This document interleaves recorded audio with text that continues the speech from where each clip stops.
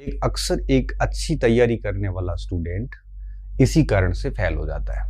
आप देखते होंगे जिसकी तैयारी बड़ी शानदार थी और अगर वो फिर भी फेल हुआ है तो उसके पीछे कारण सिर्फ ये था कि नेगेटिव मार्किंग उसने अधिक कर ली। तो अब इस नेगेटिव मार्किंग को कंट्रोल करके और 90% तक या उससे अधिक एक्यूरेसी कैसे कर सकते हैं, इसे हमें थोड़ा सा समझना है। अब देखो क्या किया जा सकता है। जैसे मैं आपको यह समझाना चाहूंगा कि ये गलती जो है ये 2 लेवल पे होती है। ठीक है, मैं इसको हिंदी में लिख लेता हूँ। ये 2 लेवल पे गलती होती है। आप कोशिश करो कि दोनों लेवल पे आप काम कर पाओ। ठीक है, 2 लेवल कौन से? एक तो परीक्षा पूर्व तैयारी का काल, एक तो यहां पे आपको सुधार करने हैं, और दूसरा परीक्षा के दौरान क्या ध्यान रखना है, एक यहां ध्यान रखना है। ठीक है, अभी देखिए आप दोनों स्तर पे देखो, नेगेटिव मार्किंग केवल परीक्षा हॉल की समस्या नहीं है, हमें पहले से इसका ध्यान रखना पड़ता है। जैसे मैं आपको बताऊं तैयारी के काल में क्या क्या चीजें ध्यान रखनी है। सबसे पहली बात, आप कम से कम परीक्षा से 3-4 माह पहले, कोई भी परीक्षा हो, 3-4 माह से पूर्व सामग्री ना बदले। देखो सामग्री अगर आप बदलोगे तो दिक्कत क्या आएगी? दिक्कत ये आएगी कि आप उस सामग्री का ठीक तरीके से रिवीजन नहीं कर पाएंगे। अब जैसे मान लो कि अब फर्स्ट ग्रेड की परीक्षा में मैं कोई नई किताब लेके आऊं, एक किताब बेनिफिट तभी देती है जब वो अपन 4-5 बार 6 बार उसको पढ़ते हैं, उसके बिना उसका कोई बेनिफिट नहीं है।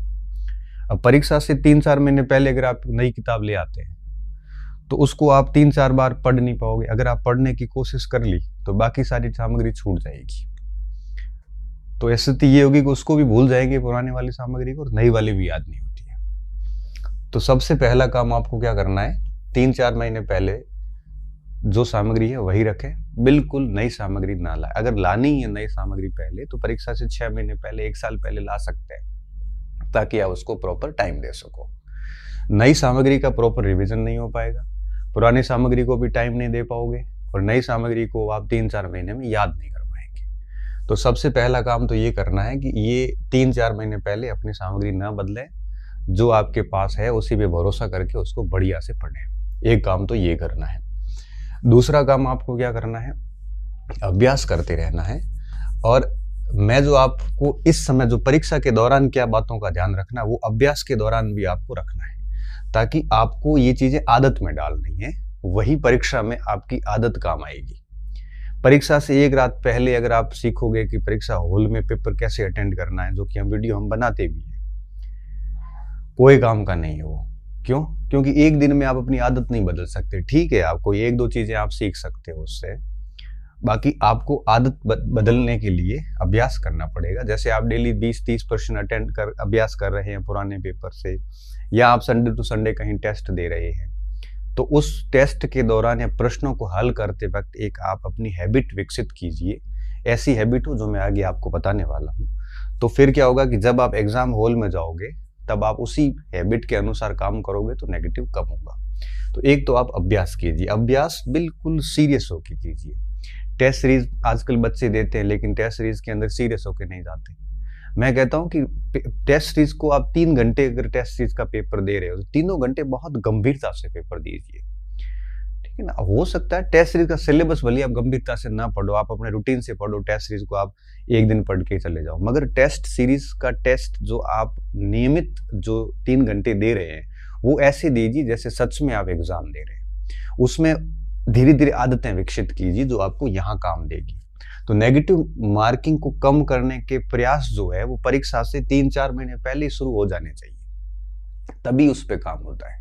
अगर आप सोचते हो कि नहीं मैं एक दिन में सर क्या वीडियो सुन के और नेगेटिव मार्किंग कम कर दूंगा, तो बेटा पॉसिबल नहीं है। इसका अभ्यास पहले से शुरू हो जाता है। कोई भी कार्य हमें 1 दिन में 2 दिन में सफलता नहीं देता है, उसके लिए 2-3-4 महीने 5 महीने पर्याप्त समय चाहिए होता है, तभी हम आदत में डालेंगे और वही आदतें हमें एग्जाम में काम देती है। तो प्रॉपर अभ्यास कीजिए और बड़े गंभीरता से अभ्यास कीजिए।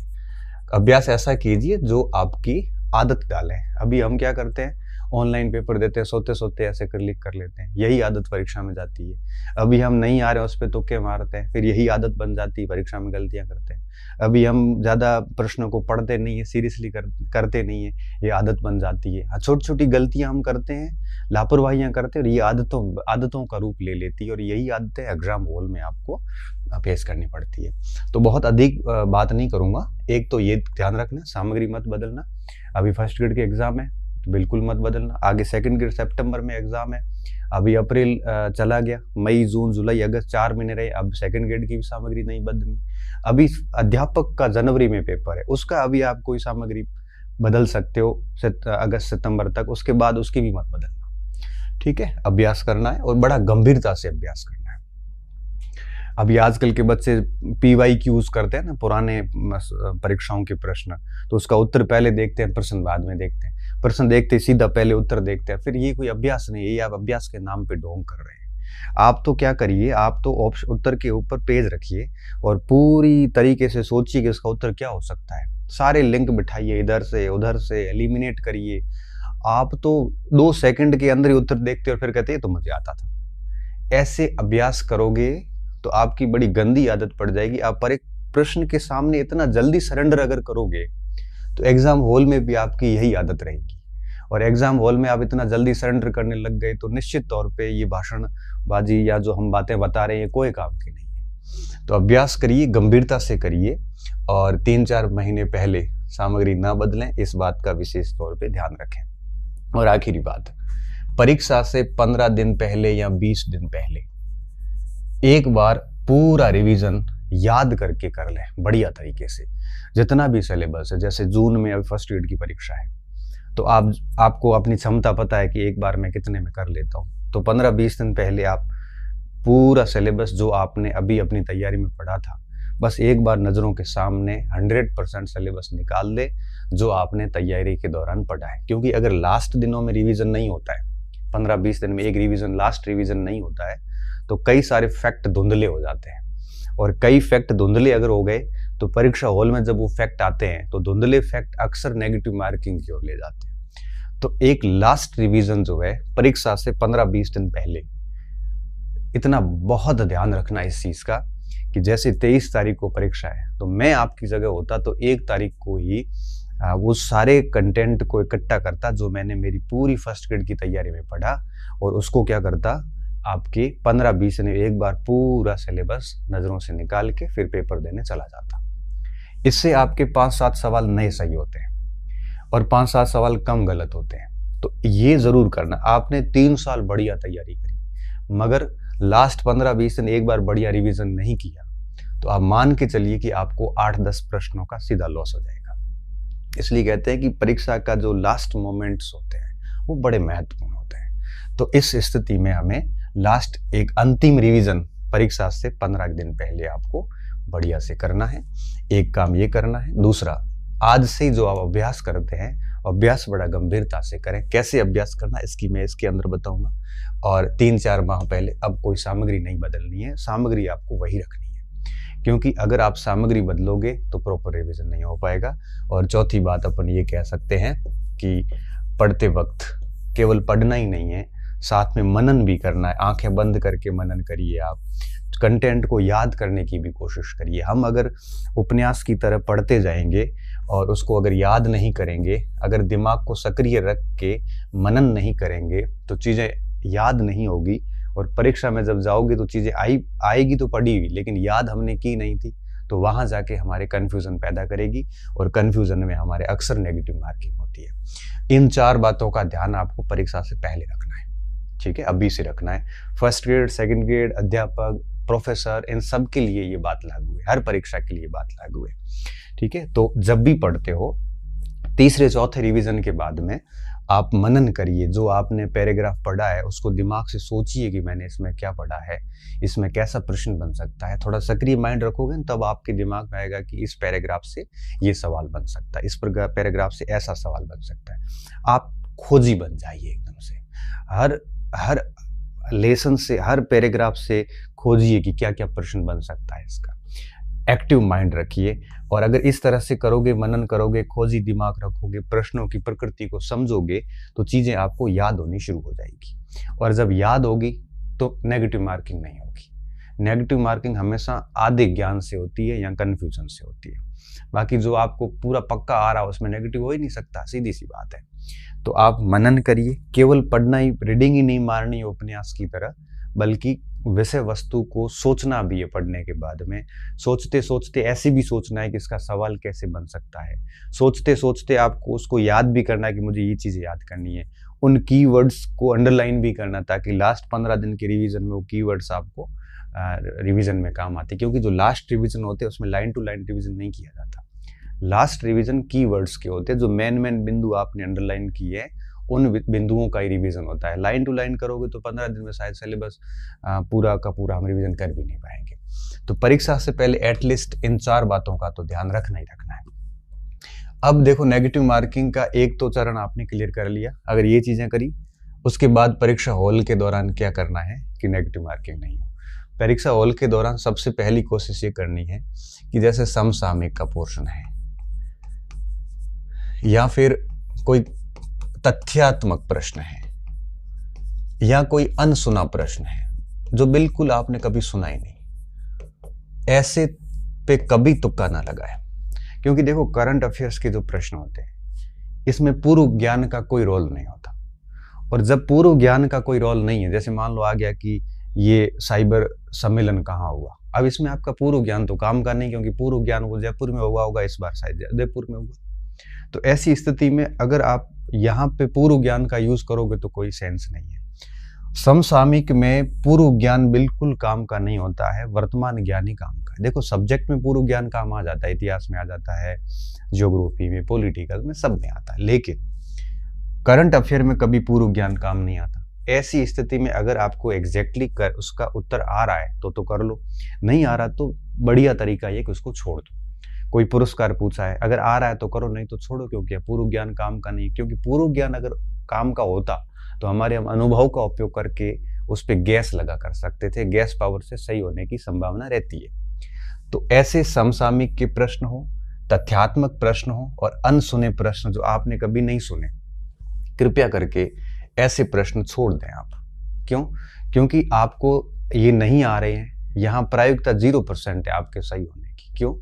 क्योंकि देखो, कोई गहरा तथ्य है, मान लो कोई डेट पूछ ली है या कोई किसी विद्वान का कथन पूछ लिया, आपको उसके बारे में कोई आइडिया नहीं है। ऐसा तथ्य आ गया जिसके बारे में आपको आइडिया नहीं है, तो ऐसे तथ्यों के ऊपर रिस्क लेने का मतलब ये है कि आप अपने पैरों पे कुल्हाड़ी मार रहे हैं। तो आप हमेशा ध्यान रखें, करंट अफेयर्स के प्रश्न हैं या ऐसे तथ्य जो आपको नहीं आ रहे हैं या ऐसा प्रश्न जो आपने सुना ही नहीं, जिसके चारों ऑप्शन आपको नहीं पता, ऐसे जगह पे बिल्कुल भी तुक्का ना मारे, बिल्कुल भी तुक्का नहीं। क्योंकि हम कई बार क्या करते हैं, हम तथ्यों पे भी तुक्का मारते हैं कि ये तारीख यही होगी, यही हो सकता है, अरे ऐसे कर करके 10-12 सवाल गलत कर देते हो, जबकि आपको पता है कि ये प्रश्न आपने जिंदगी में कभी नहीं सुना। अरे ऐसे को तो गहरा करके छोड़। तो ऐसे प्रश्न कितने होते हैं पूरे पेपर में? 150 में से 5-7 प्रश्न होते हैं जो आपने कभी नहीं सुने होते हैं, उनको छोड़ दो।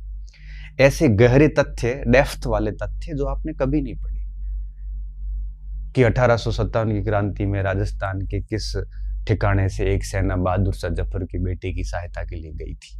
अब ये बड़ा गहरा तथ्य नहीं पढ़ा हुआ। अब वहां पे नरहड़, ढूंढ लो, ऐसे ऑप्शन पड़े थे, वहां क्यों तुक्का मारना है? ये डेप्थ का तथ्य है जो आपने नहीं पढ़ा और ये कहीं किसी ने नहीं पढ़ा है। तो ऐसी स्थिति में ऐसा तथ्य छोड़ दो जिसके बारे में आपको कोई आइडिया नहीं है। ऐसे सवाल छोड़ दो जो आपने कभी नहीं सुने। पहली बात ये ध्यान रखनी, इनको छोड़ने में फायदा। यहां अगर आप रिस्क लेंगे तो ये सारे प्रयास कोई काम के नहीं रहेंगे। ये आदत आपको इससे ही डालनी पड़ेगी, अभ्यास से ही आदत डालना शुरू कर दीजिए आप। तभी परीक्षा तक आते आते ये चीजें आपके व्यवहार में आएगी और व्यवहार में आई हुई चीजें मुझे बतानी नहीं पड़ेगी, आप वहां जाके वैसे ही फॉलो कर लोगे। अब मान लो ऐसे प्रश्नों की संख्या 20% है पूरे पेपर में, तो 20% है तो कोई बात नहीं, वो पूरे राजस्थान के लिए ही है वो समस्या, आपके अकेले के लिए नहीं है। और ऐसे बहुत 20 से 30% आपको नहीं आ रहे, इस टाइप के हैं, तो भी रिस्क लेने से कौन से आपके वो सही हो जाएंगे, वो तो उल्टा आपको लॉस करके जाएंगे। तो आप छोड़ दीजिए, क्योंकि कट ऑफ फिर नीचे जाएगी, सीधी सी बात है। दूसरी बात, आपको अगर गैस पावर यूज करके और तुक्का लगाना ही है तो विश्लेषणात्मक प्रश्न पे लगाइए। क्योंकि एनालिटिकल सवाल जो होते हैं ना, करंट के नहीं हो, बाकी सब्जेक्ट के एनालिटिकल सवाल जितने भी होते हैं उनमें बहुत संभावना रहती है कि अगर आपने सोच समझ के किया है तो 4-5 प्रश्न करोगे तो 1-2 सही हो भी जाते हैं, लॉस नहीं होगा, आधा 1 नंबर बढ़ेगा। तो कोशिश कीजिए, यहाँ आप गैस पावर यूज कर सकते हो, इन चीजों में गैस पावर ना लगाए। इसके अलावा आप पेपर की दोनों भाषाएं पढ़ें, हिंदी में भी पेपर पढ़े और इंग्लिश में भी पढ़े, क्योंकि कई बार क्या होता है कि हिंदी में कोई टर्म समझ में नहीं आती मगर अंग्रेजी में आ जाती है, और दोनों भाषाओं में पढ़ने के बाद में आपको पता है कि जो प्रश्न है उसकी क्लैरिटी बढ़ जाती है, कंसेप्ट क्लैरिटी बढ़ जाती है। दोनों बार पढ़ने के बाद हम बहुत बहुत सही पहुंच जाते हैं कि हाँ, ये प्रश्न ये पूछना चाह रहा है। कई बार हिंदी में एरर भी होती है, इंग्लिश की फाइनल मानी जाती है। तो हिंदी इंग्लिश दोनों में पेपर पढ़ने की कोशिश करें, और उसके बाद में कोशिश करें कि एलिमिनेशन मेथड अपनाएं। एलिमिनेशन का मतलब क्या होता है, आप एक एक विकल्प को गलत करें और चौथा विकल्प जो उत्तर बन रहा है वो सही करें। बाकी देखो, रिस्क लेनी पड़ेगी। अगर मैं कहूँ कि आप वही प्रश्न करें जो आपको एग्जैक्ट आ रहे हैं, तो आप प्रश्न नहीं कर पाओगे 40% ही। जब 40% 50% सवाल ही कर पाओगे तो आप वैसे ही बाहर हो जाओगे। ऐसा कोई व्यक्ति नहीं होता जो ये कहे कि मुझे 100 में से 88 एग्जैक्ट आ रहे थे, मैंने वही किए, मेरा एक भी गलत नहीं। वो मूर्ख है। हमारे एक मित्र थे जिन्होंने क्या किया हिस्ट्री के अंदर फर्स्ट ग्रेड में कि मैं एक्यूरेसी 100% रखूंगा, सवाल ही उन्होंने है वो कुछ 90 के आसपास 95 के आसपास अटेंड हुए, उनमें से 2-4 गलत हो गए, पीछे 90 ही बचे। कट ऑफ है वो 105 के आसपास जिसके नंबर थे उन्हीं के सिलेक्शन हुए, क्योंकि अब सेकंड पेपर में आप 100 करोगे 90 ही करोगे तो आपको फर्स्ट पेपर में अधिक करने पड़ेंगे, उतने फर्स्ट पेपर में हो नहीं पाते। तो कई बार आप कट ऑफ से इसलिए नीचे आ जाते हैं कि आपने कम रिस्क ले ली। अब 150 प्रश्न है तो आपको कम से कम उसमें कैसा भी पेपर आता है तो 120-25 से ऊपर तो बच्चे जाते ही जाते हैं, मतलब एवरेज है, ऑन एवरेज 130-35 का अटेंड करते ही करते हैं। अब 150 के 150 करके आना महामूर्खता है। पेपर कभी ऐसा नहीं होता कि आप 150 के 150 अटेंड करो। पेपर हमेशा 10% तो छोड़ने लायक ही होता है।